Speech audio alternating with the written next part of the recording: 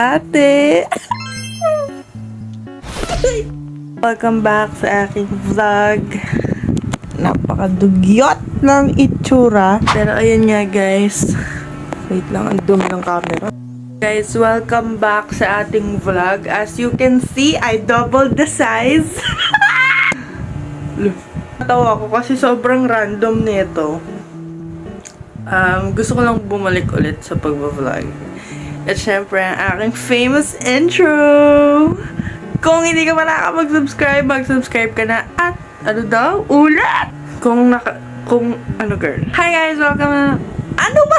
Hi guys, welcome back to my channel. Kung nakakapag-subscribe ka na, maraming salamat sa'yo. At kung hindi pa, pag-subscribe ka na. Bulito na, maayos na. Hi guys, welcome back to my channel. Kung nakapag-subscribe ka na, maraming salamat sa'yo. At kung hindi pa, mag-subscribe ka na. Oh my God, sobrang tagal kong hindi nasabi. Pasensya na kayo sa setup ko. I'm in my room. Napakagulong room. And I know, wow, sikat. Kailangan explanation. Hindi, ang tagal ko nawala dito sa channel na to. And alam kong wala pong masyado nanonood. Pero okay lang. At least ibabalik ko tong channel na to. Kasi nga, wala ako. Marami akong time. Para sa aking pagbabalik is of course, kukwento ko sa inyo lahat ng mga nangyari in my absence. Absent? Wala lang. Kasi gusto ko lang, alam mo yon, parang catch up with myself. Ganon. Catch up with myself. Wala kaibigan. Hindi guys. Actually, ang gagawin natin ngayon, magbi-midnight snack tayo. Kasi nagugutom ako. Maghanap tayo ng mga snacks. Pero ang twist, ang bibiling ko is yung mga hindi ko pa natitikman. And sabay-sabay natin siyang i-rate. Oh, so yan. Lang ako guys. Kasi ayoko naman lumabas ng mukha akong pae, di ba? I'm so happy to be back. Sana magtuloy-tuloy ito. I've got a lot of explanation to do. Excited ako magkwento. Kasi ang dami kong ikukwento habang magmumukbang tayo. So, sana mag-enjoy kayo dito sa video na to. Again, kung nakapag-subscribe ka na, maraming salamat sa'yo. At kung hindi pa, mag-subscribe ka na. Baka sinungaling talaga ng tao na to. Guys, pasensya na. Nakatulog ako. Teka lang. Ayusin nga natin yung camera, di ba? Nakakatawa. Sabi ko, magbi-midnight snack. Ayan. Midnight snack na tumitilahok na ba, no? So, ang gagawin natin ngayon, late lunch. Late lunch na lang kasi nga, ano oras na to eh? Alas 2 na. 2:20. It's 2:20 in the afternoon at napakainit dito sa North Pole. Hinihintay ko yung order ko. Umorder ako sa marketplace. Nakita ko sila sa sa Reels, sa Facebook Reels. Parang nagustuhan ko yung chicken nila. Itatry natin. Hinihintay ko lang yung delivery ko. Yan! Perfect! So, dumating na yung order ko, guys. Sabay-sabay tayong mag-lunch. Hindi ko pa kasi ito natatry. Tapos, lagi ko siya nakikita sa FYP ko, tsaka sa Reels. So, dahil malapit lang naman siya dito sa place ko, which is sa South, gusto ko na siya itry. Okay. Papakita ko sa inyo lahat ng mga binili ko. So, ito siya. Ito. Isang malaking plastic. Ang una kong binili, sa menu nila is itong spaghetti. Gusto ko siya tikman kasi mukha siyang Pinoy style, which is yung favorite type ko ng spaghetti. Tapos, meron din akong in-order na ganito. Ito yung chicken poppers nila, or supposed to be strips to, pero di ko alam.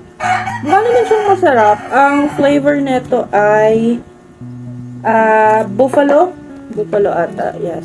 Tapos, ang last is itong yung chicken nila. Gusto ko lang sila i-comment kasi nag-request talaga ako ng Thai part. Nakikita niyo ba? Wow! Ayan. So, meron siyang rice, meron siyang gravy na kasama.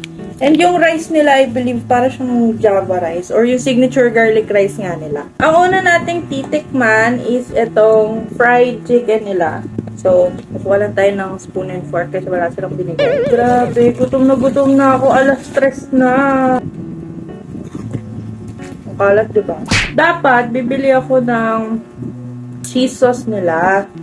Pero kasi, may sauce na yung sulit chicks nila. Which is itong mga poppers or yung boneless chicken. Mabuksan. Sad to say, isa lang yung gravy. So, ang gagawin natin, i-drench na lang natin sa ating chicken. Bibili tayo ng konti para meron tayong sausawan. Sarap sana magkamay no? Pero para makita nyo ng maayos, syempre, gagamit tayo. Oh my God! Sobrang crispy naman ito. Para siyang KFC chicken. Yung spicy nila.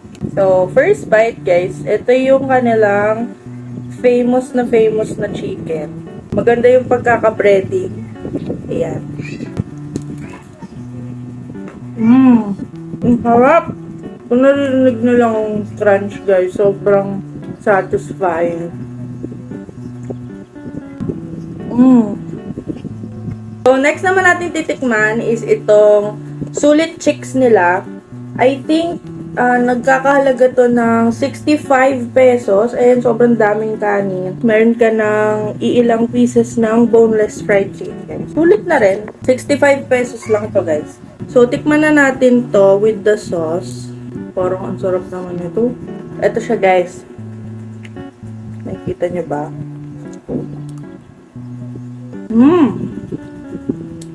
May onting anghang siya. Tolerable naman yung anghang. Masarap, malasa. Sarap. And then last but not the least naman natin is itong spaghetti. Hindi ko mapakita ng maayos kasi baka malaglag, diba? So, nahalo ko na siya. Ang ko lang dito sa spaghetti na to, medyo pale. Para na siyang almost pink. Try na muna natin. Baka mas masarap siya kaysa sa itsura niya, diba? Kompleto, may cheese, may hotdog, may meat. So, ito na siya.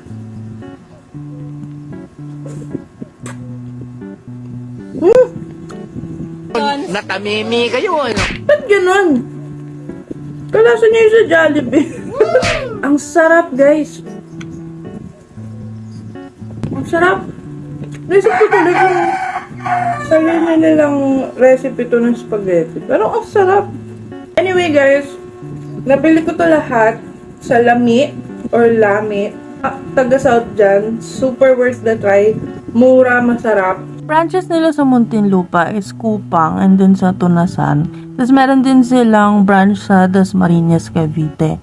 Pwede na rin kayo order sa Foodpanda and GrabFood. Ito yung updated menu and prices nila guys. So, dito na lang ako mag-video guys para sa ating last part. Pasensya na kayo sa lighting kasi gabi na eh. Inabutan na ako ng gabi. I will just make this short kung bakit nga ba ako tumigil sa pag-vlog and bakit ako bumalik, ano ba nangyari. So, let's start dun sa bakit ako tumigil mag-vlog. Ang content ko dapat is lifestyle, covers. Nagko-covers din kasi ako dati. Kung makikita nyo sa mga previous video ko dito sa aking channel. That time, nakatira pa ako sa aking family, which is sa Makati. So, lahat ng resources nandun, yung iPad ko, which is ginagamit ko sa pag-vlog. And then, andun din yung laptop na pinairam sa akin ni Kuya, kung saan ko ine-edit yung mga videos ko. Masipag ba ako mag-vlog? Kasi ngayon resources ko, nandun lahat eh. Hindi ako nahihirapan, ang dami kong nagagawang content. And then, that time, nag-aaral pa ako sa FEU. So, lahat ng mga ginagawa ko that time sa FEU, which is pag-aaral, yung journey, yung mga events, yung mga pagko-commute, ganyan, pati yun vlog ko. Kasi nga, I'm always on my feet that time. Now, pandemic came, kinailangan kong mag-stop sa FEU kasi that time si Kuya yung nagpapaaral sa akin. And there was a problem with financial, kung paano niya ako pag-aaralin. So, I decided na mag-stop nga muna. And hindi kasi ako naniniwala sa effectivity ng online class before. So, hindi talaga ako nagtuloy kasi ang gusto ko pag nag-aral ako face-to-face kasi ganun ako klaseng learner. Gusto ko yung nagtuturo sa akin is nakikita ko personally or physically para nakakapagtanong ako, ganun. Basta mas naiintindihan ko siya. Ang akala ko kasi magsa-stop lang ako like a year, ganyan. Napapansin ko rin na talagang tumatagal yung epekto ng pandemic. Gusto kong makatulong. At the same time, ayoko na rin umasa kay Kuya na siya pa yung magkakayod para lang pag-aralin ako. Kasi I'm old enough. I think that was 2020, di ba? 2020. So, I was 19 years old. Pwedeng-pwede na ako magtrabaho. So, nagtrabaho na ako. Dito na medyo nagbago talaga yung buhay ko. So, we had a problem. We had a family problem. Of course, I cannot disclose it here sa video na to. So, that problem made me to decide to move out sa aking family. And ang dami kong lugar na napuntahan, kung saan ako na-relocate, kung saan ako nag-rent, kung saan ako places na punta para lang masustain yung needs ko independently. So, 19 or 20 years old, I already moved out. So, I lived independently at such a young age na dapat nag-aaral pa ako. Sana nag-focus na lang ako sa pag-aaral ko. Pero anyway, sobrang hirap talaga, guys. Sobrang hirap mag-isa kasi nga, ang dami mong kailangan gawin, pero ikaw lang mag-isa. Hindi na yung katulad na nakakasanayan mo na paggising mo, may nakahanda ng pagkain. Tapos, makikita mo yung paligid mo, ang ayos-ayos kasi niligpit ng mama mo or ng daddy mo. 'Di ba? Ngayon, you have to do everything alone.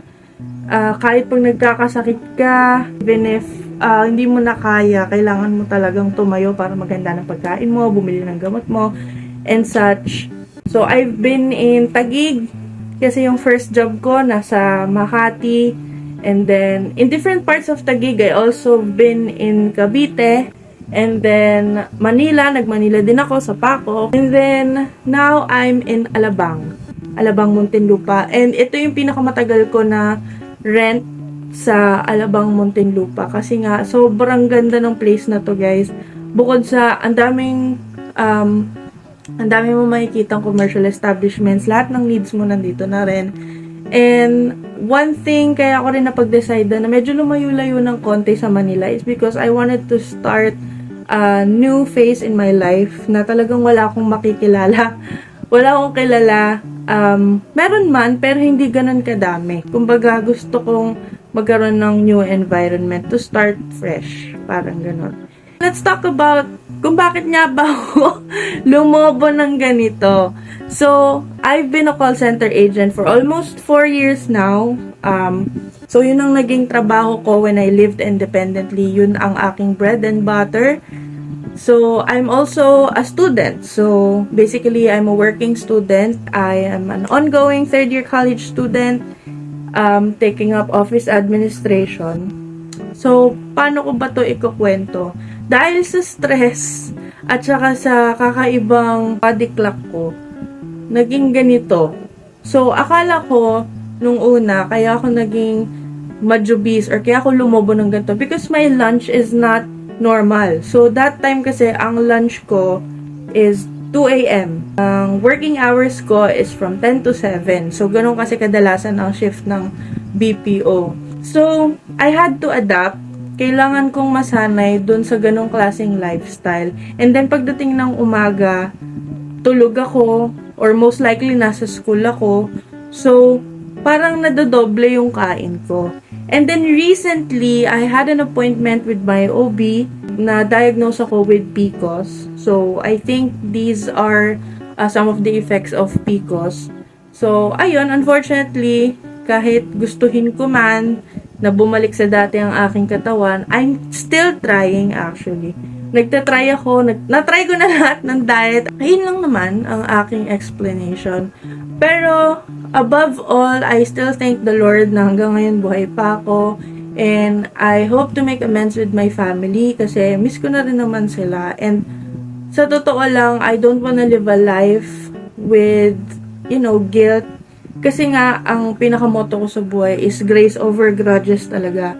Ang hirap kasi pag may kaaway ka, ang hirap hindi ka makagalaw, lumiliit yung mundo mo. And I'm so happy na finally, nakuha ko na lahat ng motivation na kailangan ko para makapagpatuloy sa vlog.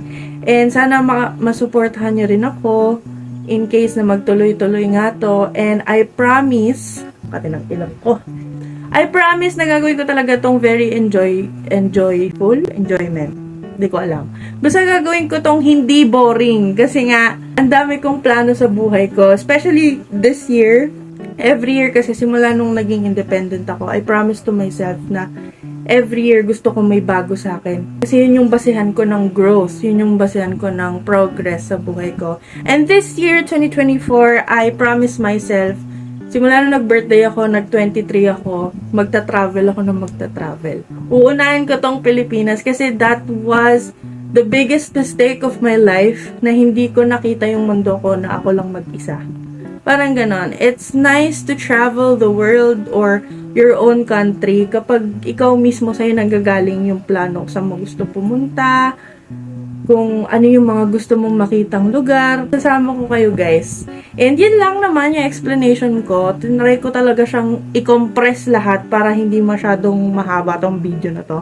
Anyway, kung nakapag-subscribe ka na, maraming salamat sa'yo. At kung hindi pa, mag-subscribe ka na. And don't forget to turn on the notification bell para every time na nag-upload ako ng video, ma-notify ka din. Okay? Thank you so much guys for watching. And I'm very happy to come back and sana isupport nyo ako. Bye! 1080p resolution para makita lahat ng chismis sa mukha, di ba?